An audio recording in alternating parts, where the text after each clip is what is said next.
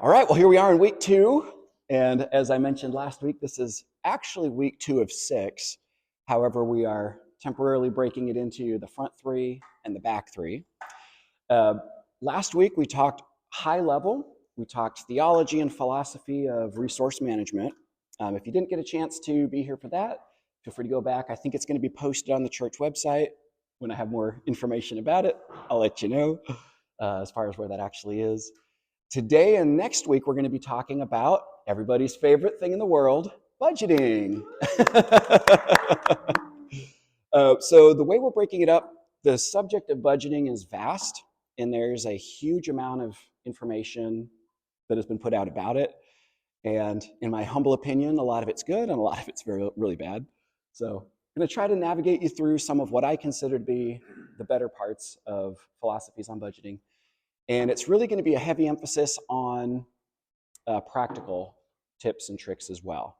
So this week, we're going to be talking more about what we often refer to around renovation is this idea of going on a journey. And we say, when you're going on a journey somewhere, what's the first thing you need to know? And contrary to our intuition, we might want to say, well, I need to know where I'm going, right? That would make sense. Well, that's actually the second thing that we need to know. The first thing we need to know is, where are we presently? Because if we know the destination, but we don't know our starting point, we're setting ourselves up for failure. And so in a nutshell, today, we're going to talk about our starting point with regards to budgeting. And then next week, we're going to talk more about what is the goal? What's the destination that we're trying to get to head in that direction? And then whenever we do part 2, which is weeks 4, 5, and 6, eventually we'll talk about things like investing, things like generosity. So it is all full circle, and we'll try to keep you posted when there's more information on that.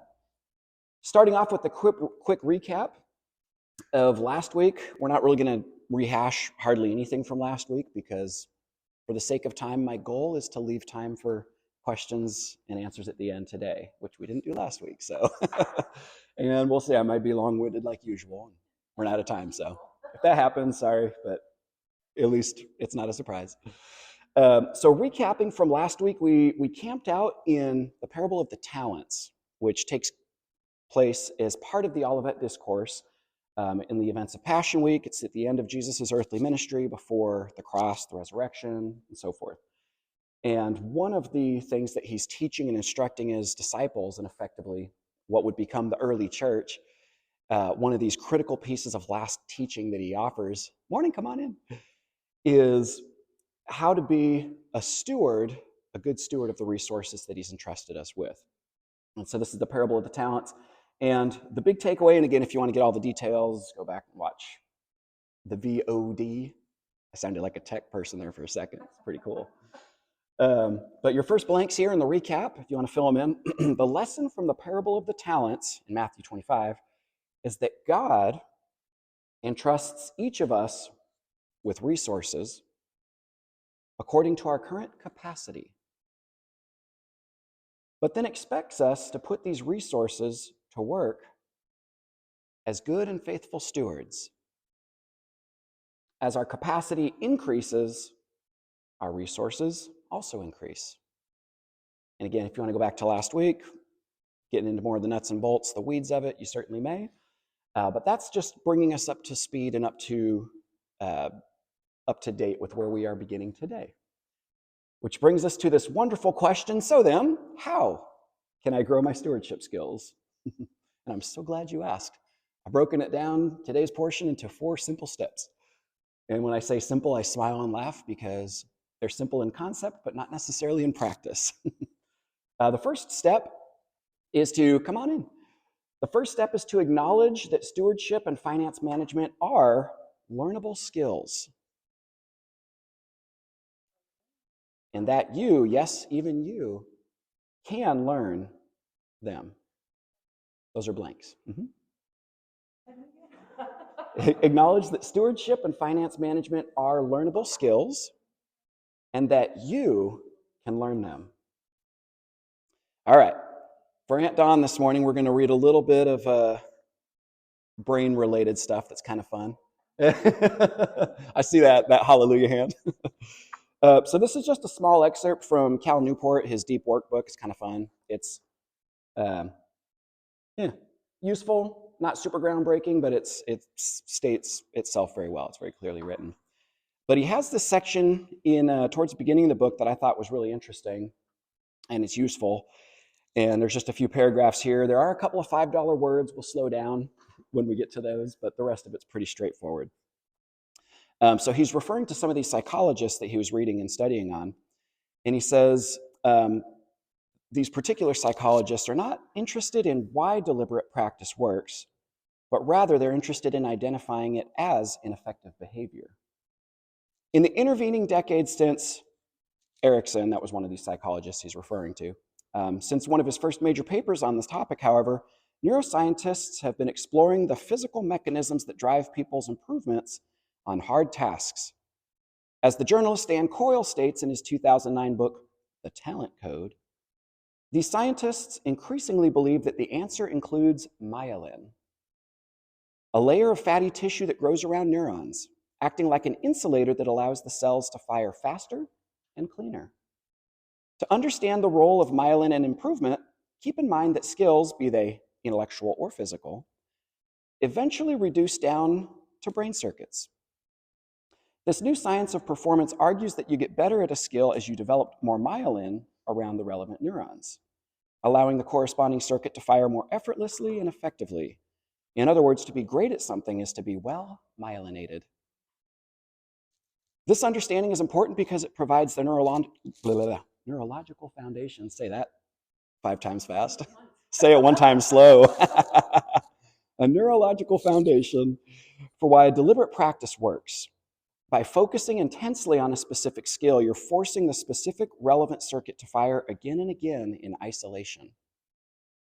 This repetitive use of a specific circuit triggers cells called oligodendrocytes. That's one of our $5 words, by the way. And you'll notice I paused when I got to it to make sure I could say it right again. It does show up once or twice more, so we'll see if we succeed each time. And these specific trigger cells begin wrapping layers of myelin around the neurons and circuits, effectively cementing the skill. The reason, therefore, why it's important to focus intensely on the tasks at hand while avoiding distraction is because this is the only way to isolate the relevant neural circuit through which the trigger of useful myelination occurs. By contrast, if you're trying to learn a complex new skill, say SQL database management, in a state of low concentration, such as you're distracted, you're looking at social media, well, in that scenario, you're firing way too many circuits simultaneously and haphazardly to isolate a group of neurons you actually want to strengthen. In the century that has passed since Antonin Dalmasé Sturtayenges, I totally nailed that, I'm sure. If he's listening, or if anybody that knows how to pronounce that's listening, I apologize. When he first wrote about the mind like a lens to focus rays of attention, we have advanced from this elevated metaphor to a decidedly less poetic explanation expressed in terms of oligodendrocyte cells. But the sequence of thinking about thinking points to an inescapable conclusion. To learn hard things quickly, you must focus intensely and without distraction. To learn, in other words, is an act of deep work. If you're comfortable going deep, you'll be comfortable mastering the increasingly complex systems and skills needed to thrive in our current economy. But if you instead remain one of the many for whom deep work is uncomfortable and distraction is ubiquitous, you shouldn't expect these systems and skills to come easily to you. Okay, layman's terms, what does this mean?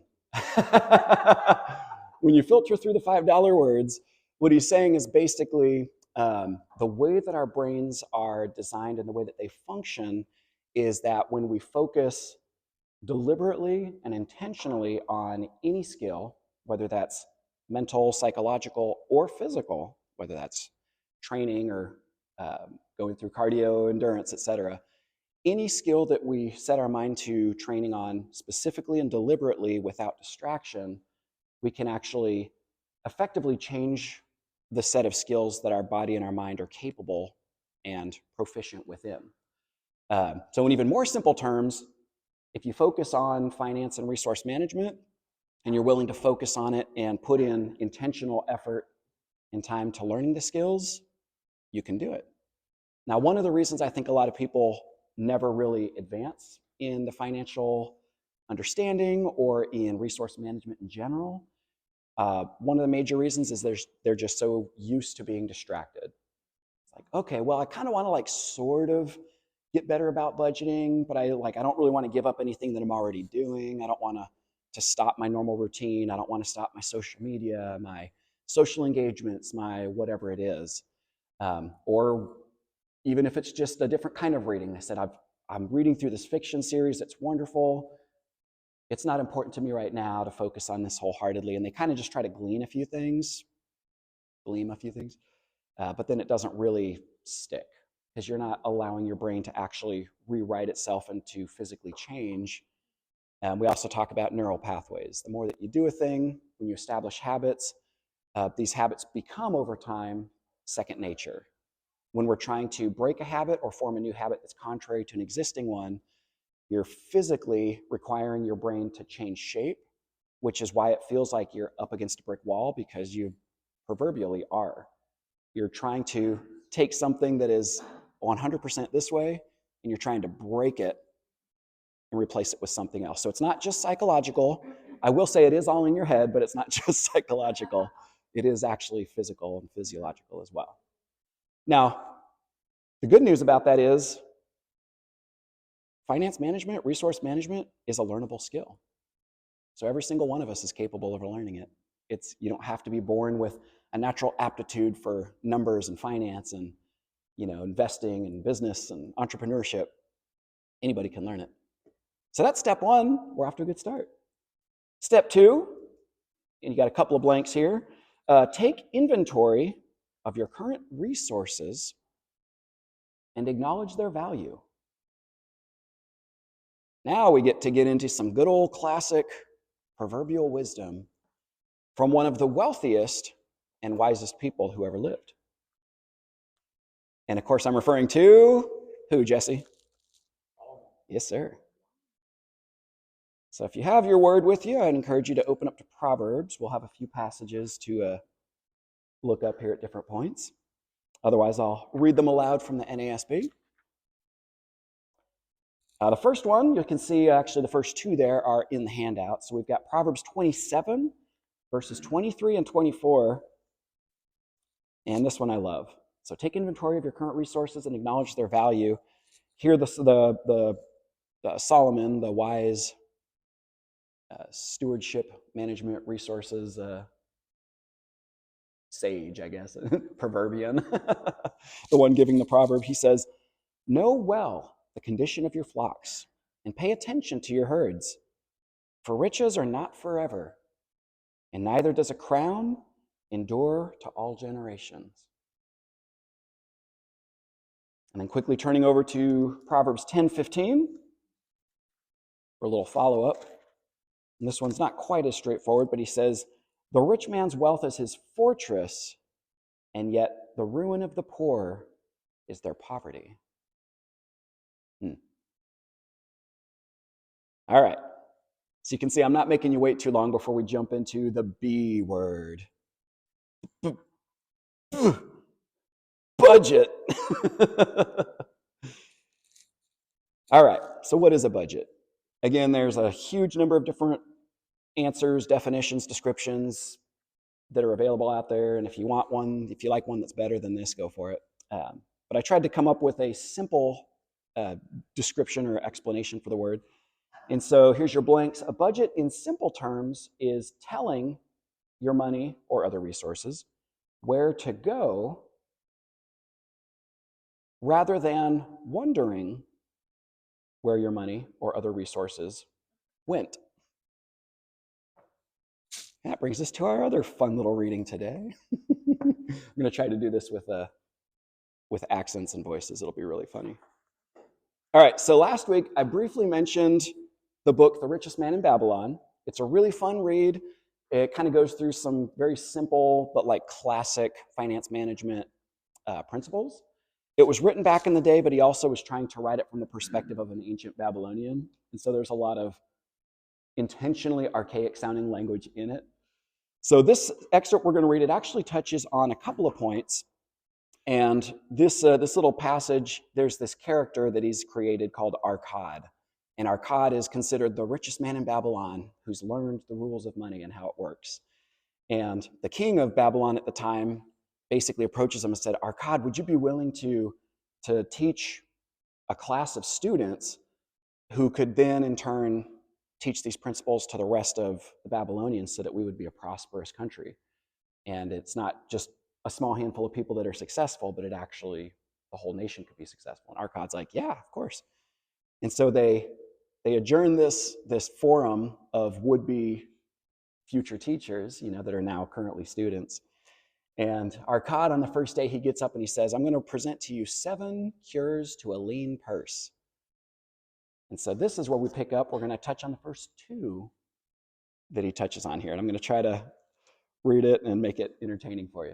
It's a couple of pages, but it'll be hopefully worth its weight for you. Arkad addressed a thoughtful man in the second row. My good friend, at what craft workest thou? I, replied the man, am a scribe and carve records upon the clay tablets. Even at such labor did I earn my own first coppers. Therefore, thou hast the same opportunity to build a fortune that I had. He spoke to a florid-faced man farther back. Pray tell, what also dost thou to earn thy bread? I, responded this man, am a meat butcher. I do buy the goats and farmers, raise and then kill them and sell the meat to the housewives and the hides to the sandal makers. Because thou dost also labor and earn, thou hast every advantage to succeed that I had. In this way did Arkad proceed to find out how each man in the room labored to earn his living. When he had done questioning them, he said, Now, my students, ye can see that there are many trades and labors at which thou may earn coins. Each of the ways of earning is a stream of gold from which the worker doth divert by his labors a portion to his own purse.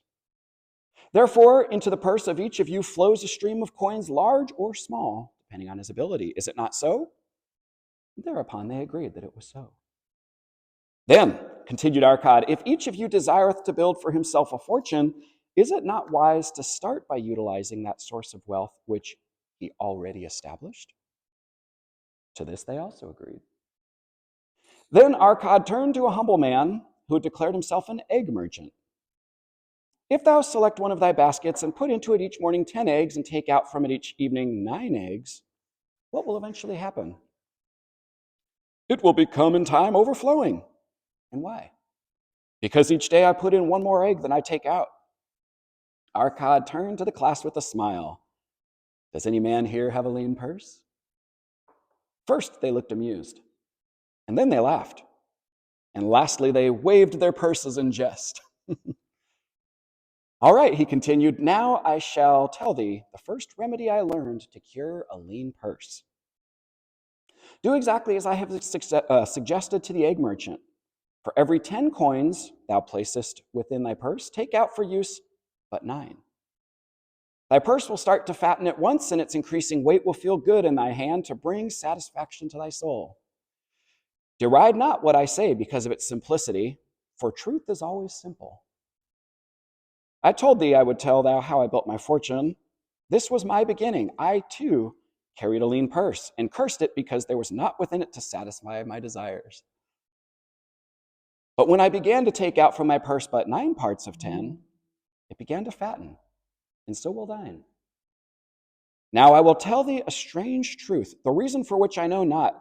When I ceased to pay out not more than 9/10 of my earnings, I managed to get along just as well. I was not shorter than before. Also, ere long, did coins come to me more easily than before.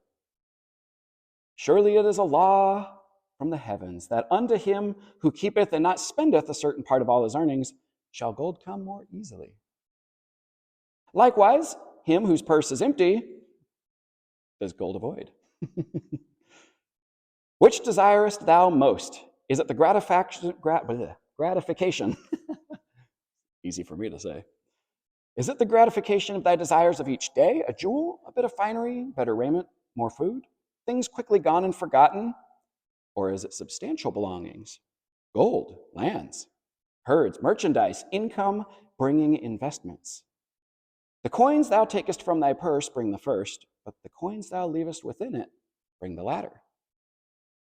This, my students, was the first cure I did discover for my lean purse. For each 10 coins I put in to spend, but 9. Debate this among yourselves. If any man proves it untrue, tell me upon the morrow when we shall meet again. And he immediately proceeds into the second cure, which is the one that we're going to dive into more today. Some of your members, my students, have asked me this: how can a man keep 1/10 of all he earns in his purse when all the coins that he earns are not even enough for his necessary expenses?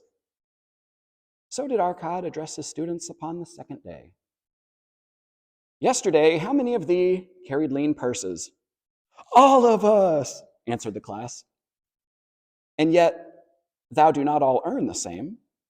Some earn much more than others. Some have much larger families to support. Yet all purses were equally lean. Now I will tell thee an unusual truth about men and the sons of men, and it is this: that what each of us calls our necessary expenses will always grow to equal our income unless we protest to the contrary. Confuse not the necessary expenses with thy desires. Each of you, together with your good families, have more desires than your earnings can gratify. Therefore, there are earnings spent to gratify these desires insofar as they will go. Still thou retainest many ungratified desires. All men are burdened with more desires than they can gratify. Because of my wealth, thinkest thou that I may gratify every desire? 'Tis a false idea. There are limits to my time. There are limits to my strength. There are limits to the distance I may travel. There are limits to what I may eat and limits to the zest with which I may enjoy. I say to you that just as weeds grow in a field wherever a farmer leaves space for their roots, even so freely do desires grow in men whenever there is a possibility of their being gratified. Thy desires are a multitude, and those that thou mayest gratify are but few. Study thoughtfully thy accustomed habits of living. Herein may most be often found certain accepted expenses that may wisely be reduced or even eliminated. Let thy motto be 100% of appreciated value demanded for each coin spent. Therefore, engrave upon the clay each thing for which thou desirest to spend. Select those that are necessary and others that are possible through expenditure only of 9/10 of thy income. Cross out the rest and consider them but a part of that great multitude of desires that must go unsatisfied, but then choose to not regret them. Budget then thy necessary expenses.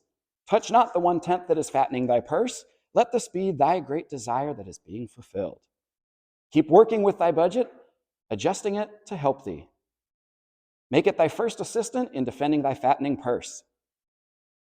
Hereupon, one of the students, wearing a robe of red and gold, arose and said, I am a free man. I believe that it is my right to enjoy the good things of life. Therefore, I do rebel against the slavery of a budget, which determines just how much I may spend and for what. I feel it would take much pleasure from my life and make me a little bit more than a mule to carry a burden. To him, Arcad replied, Who, my friend, would determine thy budget? I would make it for myself, responded the protesting one. Well, in that case, were a mule to budget his burden, would he include therein jewels and rugs and heavy bars of gold? Not so. He would include hay and grain and a bag of water for the desert trail. The purpose of a budget is to help thy purse to fatten. It is to assist thee to have the necessities and, insofar as attainable, the other desires. It is to enable thee to realize thy most cherished desires and by defending them from casual wishes. Like a bright light in a dark cave, thy budget shows up the leaks from thy purse and enables thee to stop them and control thy expenditures in gratifying purposes. This then is the second cure for a lean purse. Budget thy expenses that thou mayest have coins to pay for thy necessities, to pay for thine enjoyments, and to gratify thy worthwhile desires without spending more than 9/10 of thine earnings. Clearly, I had a hard time reading ye olden English. But some good principles in there, right? Hopefully that didn't distract you too much. I said my sister's laughing, so it probably did distract her. If you need to get the book and go back and read that section later, feel free. All right. Well, this leads us into 3 components to developing a useful budget.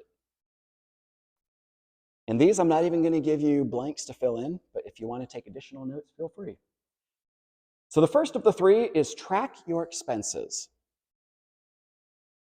This is one of the most miserable and painful parts of the whole process of budgeting, in my opinion, but it's also the most necessary first step to being able to get your mind around where is money going currently. And there's a lot of ways you can go about doing this. In the older days, you could get away with like writing checks for everything, keeping a log of it. For folks that would use cash only, you would always want to get store receipts. Nowadays, if you're using a debit or credit card, you can have a digital record of everything through your online banking or credit card application.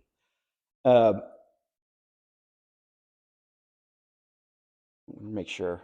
Oh yeah, I put it down there on the bottom. Okay, so we'll touch on a part B of that a little bit later. A couple of the ones I mentioned here was digital records, paper receipts. I also added in there logs of cash gifts. So sometimes we'll give like birthday presents to people. Here's a $50 gift card, or here's just a $20 bill. If it's something that you wouldn't normally have a receipt for, or you wouldn't have it registering in your online accounts, I would suggest physically writing down the log of what it was, what it went to, and just do your best to start establishing the habit of tracking your expenses.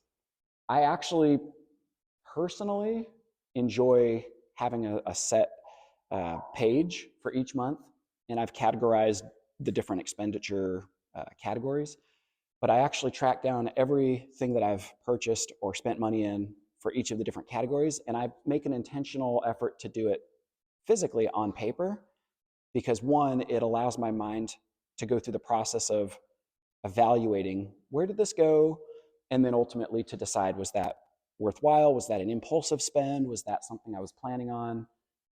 And then later, as we'll discuss, was that part of the budget? Was it outside the budget?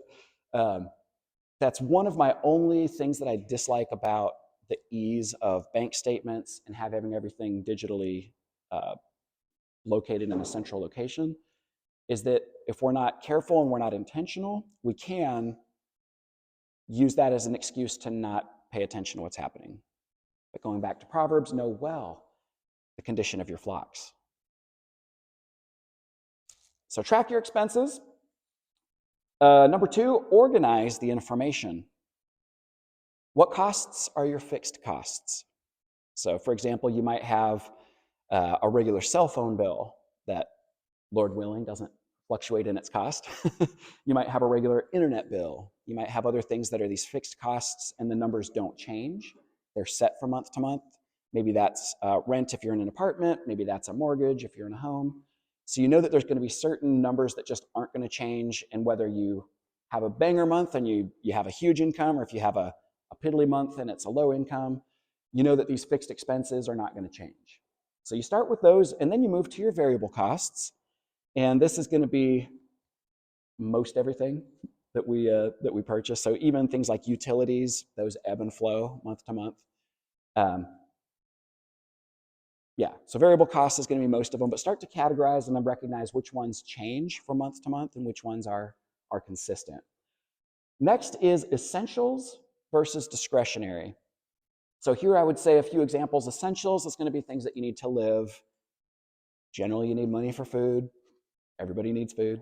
You're going to need money for shelter, for lodging, whether, again, if that's an apartment, if that's a house, if that's something else, if that's your mini van that you're living in down by the river, but whatever those essentials are. And then you also break out what is your discretionary spending. So what are the areas where, okay, I'm going to choose to do this, whether that's maybe a form of entertainment, it's going to a movie, it's going for a round of golf, it's playing at the bingo club, or whatever it is that you like to do. And again, we're organizing the information. At this point, the hope is that you're not judging and condemning yourself for where all this is going. The idea is just to start tracking and accruing information, and then to start sorting it and categorizing it so that you begin to develop a picture of what are my current expenses, where is money going. Now, this last one is ultimately the last step that we need to start forming a budget, which is determining the annual outlays and then dividing that number by 12 so that you can come up with a monthly budgetary number. Now, I put it here in the parentheses, when you're first starting out with tracking your expenses, a lot of this is going to be guesswork based on your estimations. Okay, I know this month, or this week or this month, this was all of my expenses. And if I were to guess over 12 months, that's probably about right. But I'm also going to encourage you to continue tracking your expenses at least for a full year. To be totally honest, I've been tracking all my expenses for close to 15 years. And what I love about it is it gives you more information and more data to work with that's a lot more accurate. So for example, utilities. If I was to say, hey, my January utilities were this much, great. Multiply that by 12, we're golden. Well, the problem is then you get into the summer months and your electric, maybe 2 or 3 or 4 times the cost as it is in January because of AC. So being able to track your actual expenses each month over a year, you're going to have a really accurate data set to work with. So it's important to keep with it, but initially it will be guesswork, and you try to make some assumptions that are hypotheses. They're reasonably well informed. Continue tracking data in order to benefit from real figures. All right, so that's 1 and 2. 1 is track your expenses. 2 is organize the information. And 3, implement a realistic strategy in which you can spend less than you make. Or as Arcad would have said, to spend no more than 9/10 of your earnings. Perspective tools. Now this is where I go back to what I started saying a little bit about a potential danger of the ease of digital payments and electronic payments, whether that's a card, a credit card, chip tap, Venmo, Zelle, Cash App, whether that's purchasing through websites and online, or whether that's just tracking all your expenses through an online application. One of the dangers is we begin to view money as abstract and as intangible and therefore not real. And so when we see numbers coming in and numbers going out, it separates from our mind as though it was a fairy tale. And that's one of the things, a tool that personally I had to use for about 1.5 years early on, was I went to a cash-only system where I would take out X number from the bank, say, okay, this is my allotted amount for food this month, this is my allotted for entertainment, and down on through the list. And what happens is when you see what you have total, say you had $100 in your food budget, which is probably not realistic anymore, but back in the day it was, and you had your $100 and you said, okay, once this is up, my goose is cooked. So I gotta make sure this stretches. And each time you would pull out from that limited amount of cash and you go to pay at the grocery or you go to pay at the restaurant and you say, okay, I just used $20 and it's the first day of the month. That means I've already spent 20% of the whole budget for the month in the first day. And so it tends to make it feel more real because there's this action of like giving, and then you look back and you realize what you have. It sounds really weird, but it's one of those little mental tricks that can help you start to realize or conceptualize money as more of a real thing. To say, okay, it is a limited resource. Hopefully it's going to be an expanding resource for you if we do everything right. But to start to view it as less abstract and more concrete, to me that was a really helpful tool early on. I put cash-only / envelope system. That was my earliest form of categories of budgeting. I had a food envelope. I had an entertainment envelope. I'd have envelopes for things that I wanted to save towards. I want to save up for a car. I want to save up for a set of golf clubs or whatever it is. And whatever goes in there is what I had saved up for it. So it's really easy to visualize, and it makes it feel a lot more real. Manual / written logs, I talked a little bit about. That's one of my things that I continue to do now. I do nowadays use almost exclusively card payments. and digital, but I also keep a manual log, a manual record of every expense and also of every source of income, whether that's paychecks, whether that's income from investments and so forth. Even if that's birthday gifts, there you go. Think about that. Manual payments versus automatic payments. We loosely touched on that before, but the idea of writing a check or using actual cash versus making it more abstract. These are, you don't have to do any of these, but you might try them out for a little while and see if they have a positive impact on the way that you're beginning to conceptualize. I found for me, especially when it comes to impulse spending, the more I can do to think of money as an actual thing, as a concrete thing, and the more I can avoid thinking of it as an abstract, intangible, even that one thing helps me to mitigate the great majority of impulse spending. Because I can think about, okay, I've already got my budgets and I know I'm saving up for a car and I'm saving up for golf clubs.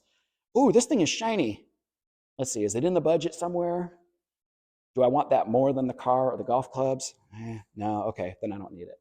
So it's one, you're setting up a barrier to a bad habit of impulse spending, and you're instead trying to pave a road that's going intentionally and directionally in the way that you want to go. And then the last little one I put down there is credit versus cash, but we already touched on that a little bit. Step 3 on page 2.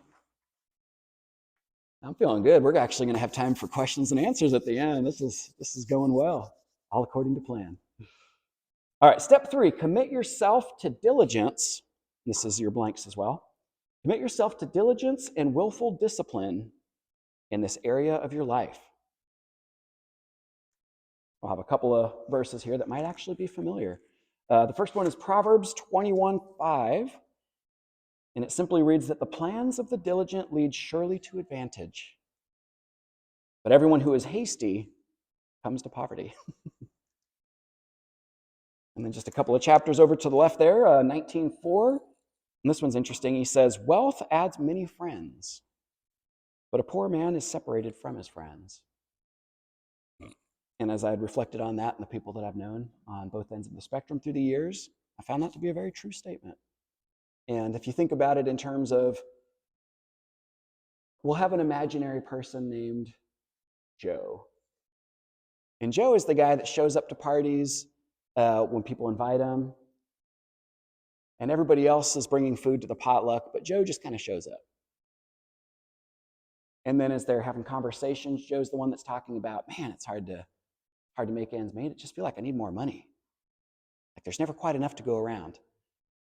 And it's the government's fault. It's my boss's fault. It's the world's fault. It's blah, blah, blah, blah's fault.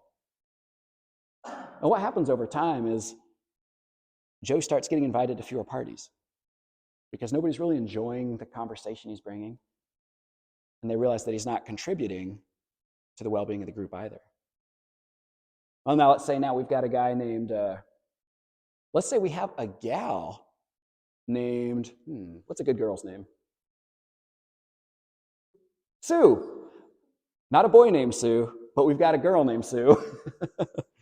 And Sue is one of the ones that hosts people over at her house and said, I'd love this to be a space that's a blessing to others. Sue is always bringing maybe a main course. And she's providing use of the facilities and drinks. And she's coming into conversations and having discussions about, man, did you know, let me tell you something good that's happened this week, something I've been reading, or something, a way that I was able to bless somebody through a gift, whether that was of my time or of my energy, or maybe through financial gifting as well. Okay. And over time, even though Sue may not always be the host or the hostess, what happens is when anybody's inviting people to a different get-together, we definitely want to invite Sue, because Sue is a joy to be around. She's uplifting and positive, and we know she's going to contribute. We know if we go out to a restaurant, Sue's going to pay for her own meal. She's not going to be like, ooh, my wallet. Hey, can somebody cover me today? Whereas Joe starts to be extricated, Sue is integrated. Whoa, just made that up on the spot. I like that. Fancy words. So committing ourselves to diligence and willful discipline in this area of our life. Step 4, a couple more blanks for you here. Commit yourself to walking with the wise rather than being a companion to fools. And before you throw rocks, I'll read this as actually exactly what one of the Proverbs says. Proverbs 13:20, it says, 13:20, that's down here. He who walks with wise men will be wise, but the companion of fools will suffer harm. So that's exactly where the blanks come from. Commit yourself to walking with the wise rather than being a companion to fools. Proverbs 21:20. Is that right? Yeah. Oh, okay. Sorry, I had to read it and remind myself why I put it in there. Proverbs 21:20, it says, there is precious treasure and oil in the dwelling of the wise, but a foolish man swallows it up. And you'll see there in the parentheses, we said, more money is not the solution to a foolish man's money problems. And that's another one I think most of us can say that we've witnessed it on one or more occasions with people in our lives. Oh, I just need more money. I don't think that's going to solve your problem. I think your problem's a little bit more up here, and it's not so much here. And then this one is a very popular one. Some of you might even have this one memorized. Proverbs 27:17, which simply says, as iron sharpens iron, so one man sharpens another. So what does this look like in practice? Well, before, again, if anybody's feeling offended about me suggesting that we surround ourselves with the wise and separate ourselves from the foolish, I went ahead and used the words of the Honorable Reverend Pastor Kurt when he says, and this is your last blanks, he says, I'll minister to anyone, but I choose my influencers very carefully. I'll minister to anyone, but I choose my influencers very carefully. All right, so how do we interpret that fourth step through that lens? Well, to say, I'm never going to be around a foolish person ever in my life, and that's my goal, okay, that's missing the point. Because we can still minister to anyone. Somebody might say, hey, do you have some advice? Can you help me with this or that? They might be struggling with their finances and resource management. You say, if you're willing, let's walk through this together. I'll offer what I have to share and to give with regards to knowledge and with regards to skills and what's worked for me and what hasn't worked, and maybe some ideas of what could help for you. But then we try to make sure that we're not allowing ourselves to be chiefly influenced, at least with regards to the way we view our resource management from that group. We want to instead surround ourselves with the people who are moving in the direction that we see ourselves going, in the direction that we want to go. And that can be obviously applied to our spiritual life. We want to be following other believers, other Christians who are racing towards Jesus with, arms wide and heart abandoned. And they're not looking to the left and they're not looking to the right, but their eyes are set on the prize. Same thing is true, resource management. I would recommend finding the people who are getting things right. They've got their house in order. Their resources are budgeted, and they're determining where they go rather than wondering where they went. Some people would call these, what's the word for it? You can call it a club, I guess. That's kind of a funny word to say about it. But you could actually have groups or gatherings, maybe even do a book club where everybody in the group is reading through a book on finance management or on investing or on this or that. And then you get together and you share ideas and you talk through, what do you guys think about that? What do you think about this? That I thought was crazy. This is really cool. But starting to surround yourself with people who are interested in being good stewards and who are willfully and intentionally moving in that direction. They're not just saying, I want to be a good steward, but I'm not willing to give up anything in my life to do it. And I'm not willing to make a list of all the expenses or to budget it or to stick to a budget or to talk about it. And actually, it's offensive that you're even talking about money right now, so let's leave. which, by the way, isn't that weird? I don't know if you've ever noticed, but it's one of the most like emotionally triggering topic for a lot of people is if you start talking about money. Really weird. It's one of those, it's almost as bad as politics. Be like, hey, what do you think about investing? Like, don't talk about money. Okay, sorry. Carry on. I'll just go over here and on my merry way. I don't know. It's strange. It's a curious reality. But I would encourage each of us to start intentionally surrounding ourselves with the people that we feel are going in the same direction and to see what we can glean from them. If you don't have any people in your immediate life, obviously this room would be a great place to start. Beyond that, what I had to do for my early days of it, because there was nobody when I was in the Army, there was nobody around me that was particularly shrewd or interested in developing their financial or stewardship skills. And so I surrounded myself with authors and speakers and experts, if you will, people who have achieved a lot of what I wanted to achieve already. And then I would get their books and I would listen to their talks and their audio programs, and I would partake in the exercises that they would suggest. Do this, do that, write it down, track it, categorize it. Those are great ideas. And you can listen to it and say, oh, that's interesting. But then when you put it into practice, that's where you start to see the power at work, and it begins to actually transform the way that you view your resources and the way that you view yourself as a steward of the resources that God has entrusted us with. So that would be that last step, is to commit yourself to walking with the wise rather than chiefly a companion to fools. And check it out. We've got a few minutes. Any questions so far?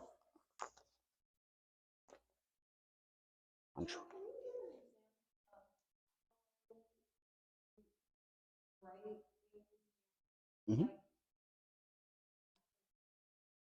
Yeah, for tracking expenses? Of course. We've got markers and a whiteboard. All right, so I'm just going to say, for simplicity's sake, I'll show 5 entries, and then I'll show you some categories that I use. I always put a date with it as well. So we'll say it was recent. We'll say this week. I don't know. I don't think black's it. Let's try blue. Hopefully it'll show up. Yeah. All right. So 1/7, January 7th. There's an expense, $12.68. Also on 1/7, there's an expense for 86.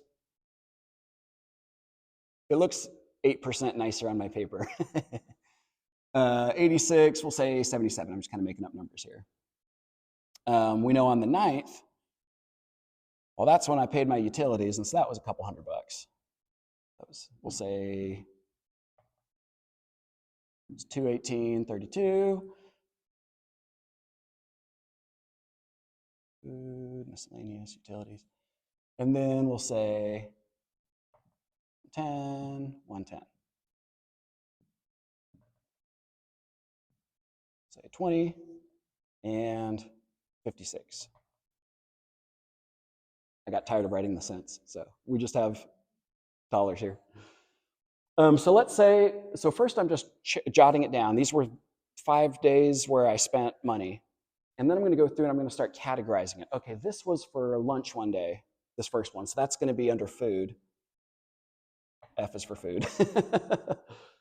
This one, 86.77. Oh, that was when I bought a whole bunch of Audible credits for audiobooks. Okay, for me, that comes out of miscellaneous or entertainment budget. So depending on if you categorize it as miscellaneous or entertainment, you'd put it in that category. Utilities, I actually do keep that as a separate line item. So that would be your utilities section. Let's say $20, I was reloading my Starbucks gift card. So that goes back under food. And then we'll say 56 was home warranty for the month, something like that. And so I'll put that under house or home or something along those lines. Now, the way that I track it, and I can maybe bring an example next week, I do a full 8.5 by 11 page each month, where I've got all the different categories broken down. not only as far as what's budgeted, but then I also have spaces under each category for which I can write the individual expenses. So on the full page, it kind of looks like it's all lined. I'm not going to draw all the lines, but it basically shows this all the way down, this across, and we'll say this is just the left side of the page.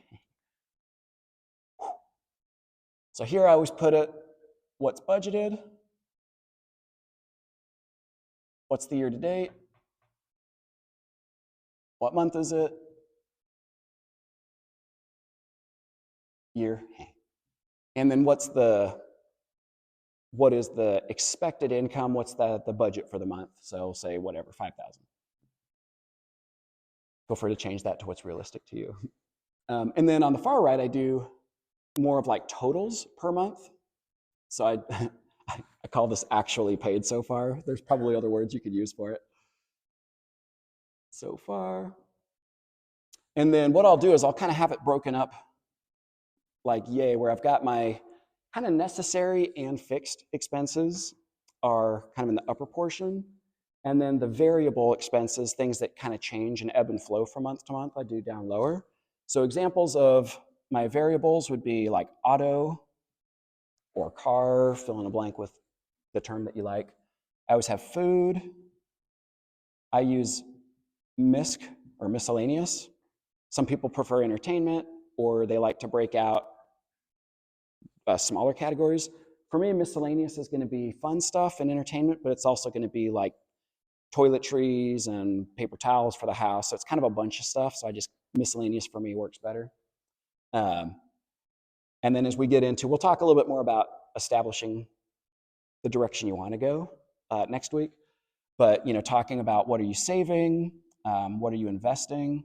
So you might have like save, invest.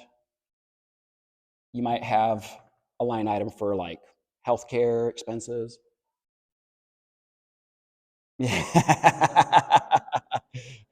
Or you might have your emergency fund in there.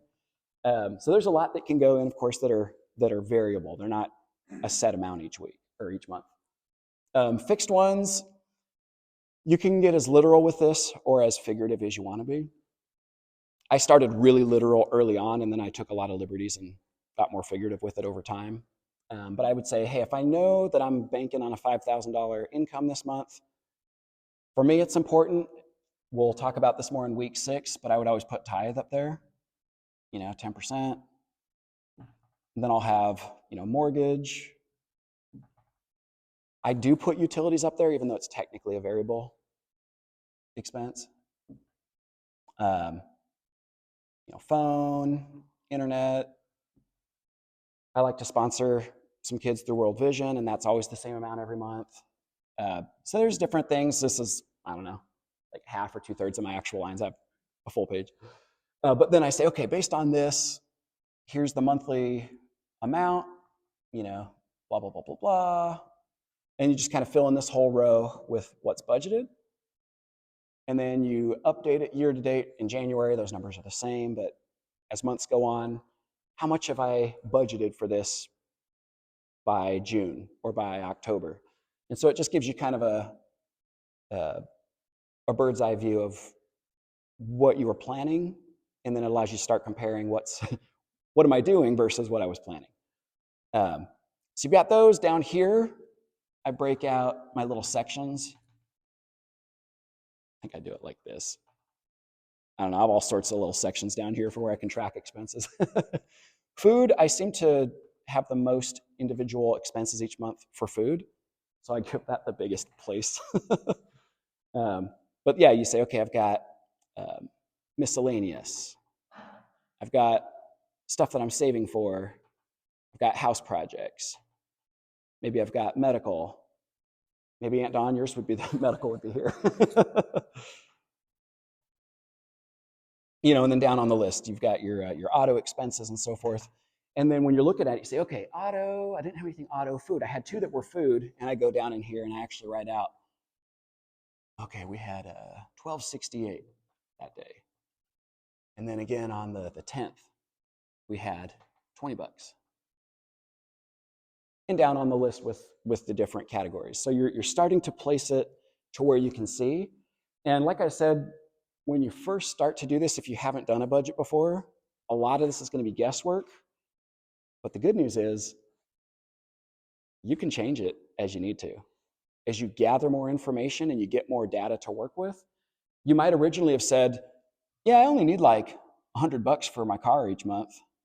And then you get like 6 months down the road, you're like, holy cow, I need like $500 a month for that.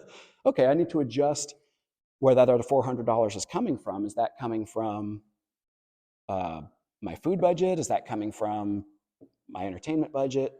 So you can adjust it. The idea is to have a picture of what's there, the classic, pie chart. Okay, so this originally was this. Oops, that's not going to work anymore. Now it's this. Or, oh, it wasn't as bad as I thought it was going to be. It's actually this. And that opens you up to be able to reallocate those funds as well. For me, that's one of the fun parts is when I say, wow, actually, I had budgeted $6,000 this year for auto-related expenses and I only spent $5,500. There's an extra $500 out there that could go to something. That could go towards an investment. That could go towards a fancy new toy. What the idea is that you can discern and determine what to do with the extra resources. Does that answer the question? Helps a little bit? It's not. But again, is you're resisting those neural pathways? Yeah, I like it.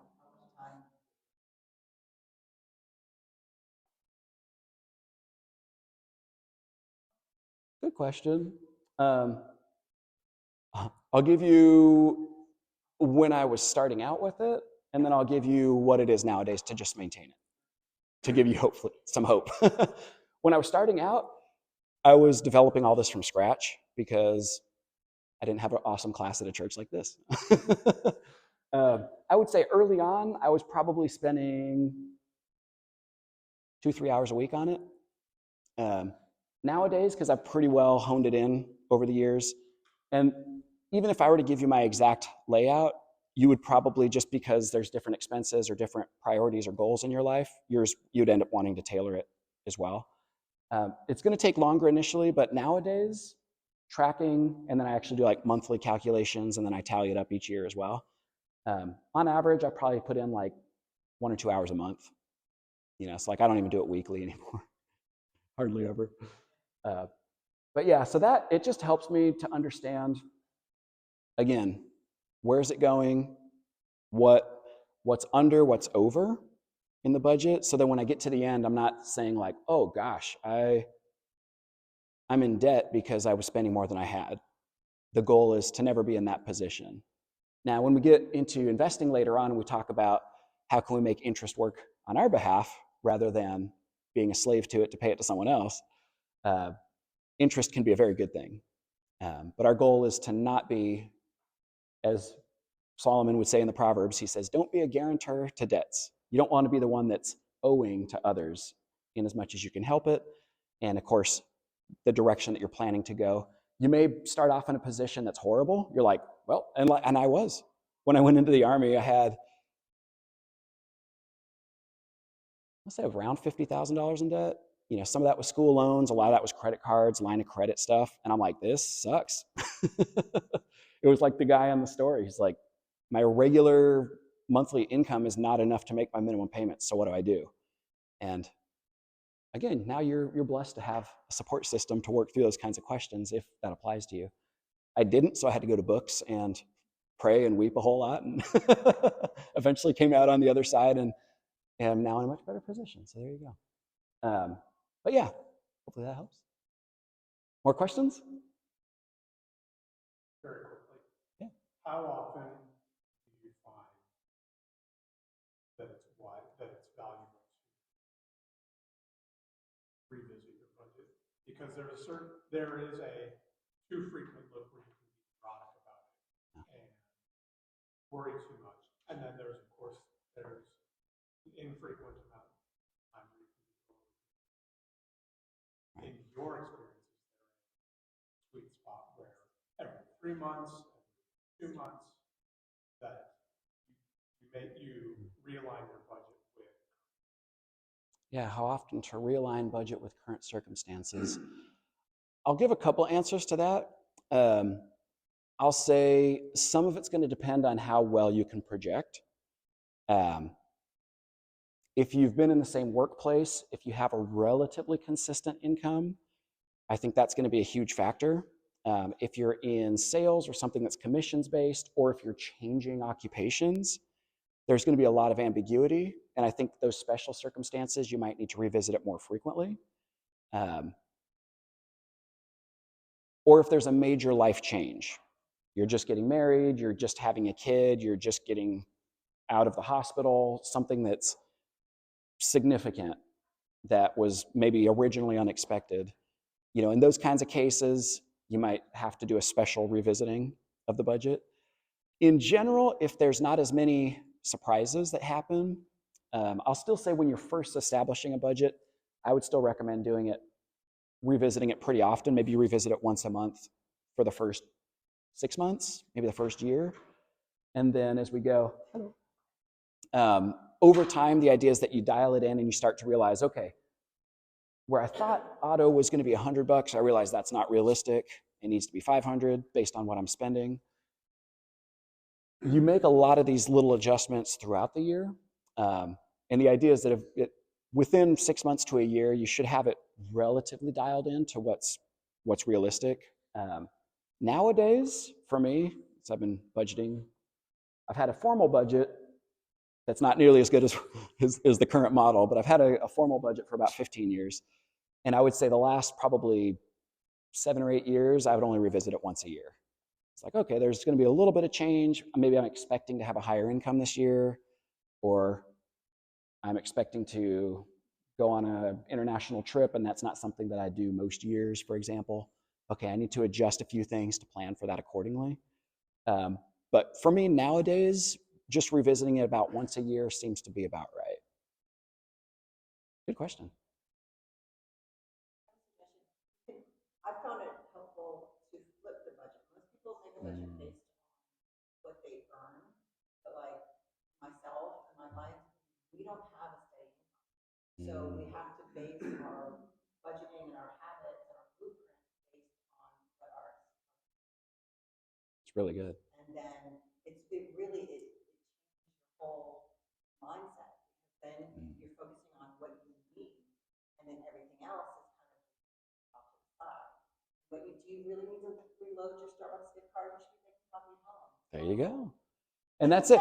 See, the thing is, and I've gone through the same practice, because everything we're talking about today, we're mostly using money as our example. But the same is true with any kind of resource management, like time. I've gone through, it's probably the most miserable experience of my life is doing a time budget, tracking your time, logging it.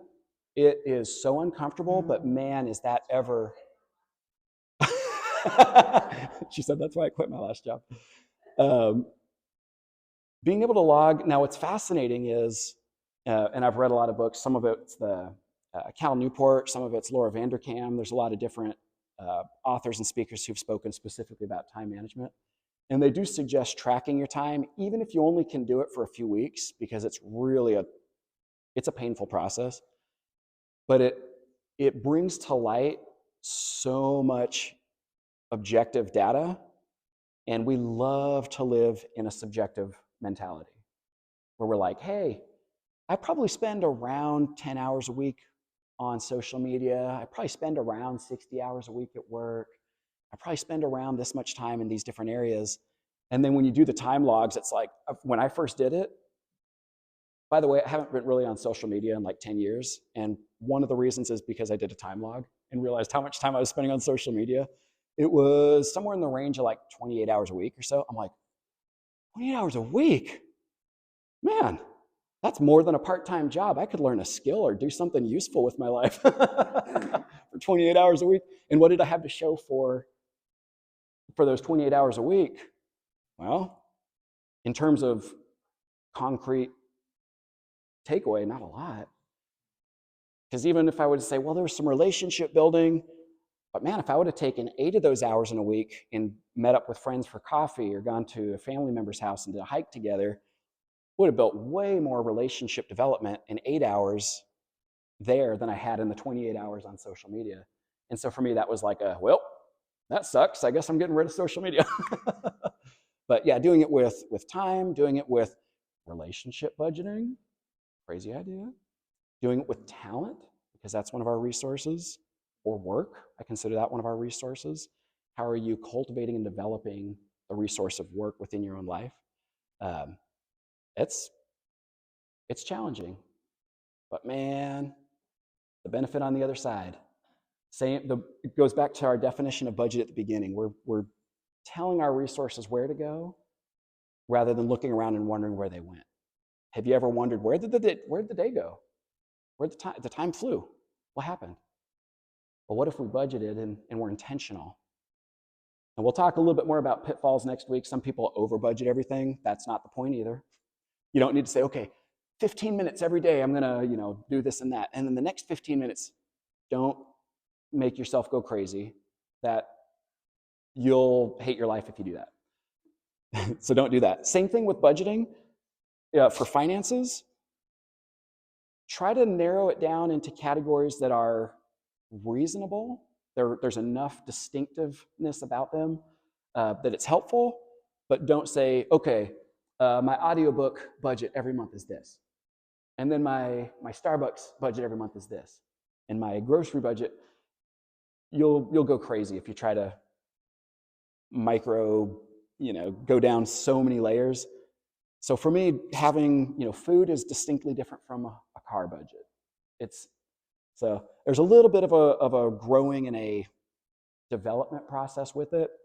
But that would be one of my cautions as you go through is you want it to be distinct. You do want different categories, but you don't want to just go too neurotic with it either. I think maybe we got time for one more if anybody's got one burning question on their mind.